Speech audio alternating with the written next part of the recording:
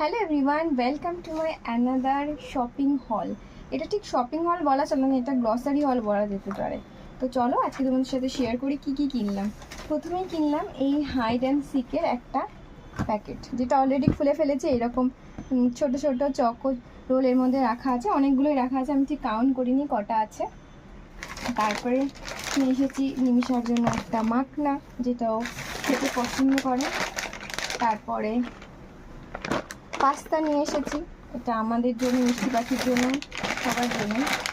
আর একটা শেপের পাস্তা।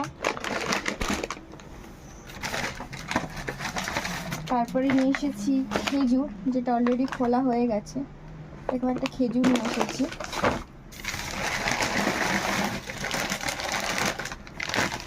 তারপরে নিয়ে এসেছি রাইস নুডলস, এটা মিষ্টি পাখি।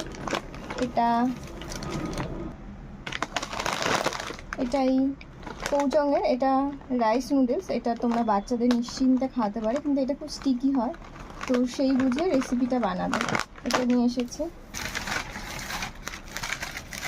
একটা আমি একটা বিস্কিট, যেটা আমাদের রাত্রিবেলা খিদে পায় তখন আমরা খাই।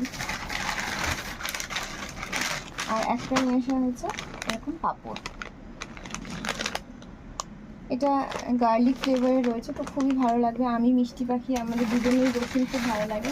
আর ওই যে বললাম চকো রোলটা, এই যে দেখো চকো রোলটা এরকম ছোট ছোট, এরকম খুবই ভালো খেতে। এটা অলরেডি ফুলে ফেলা হয়েছে, এটা আর খেজুরটা।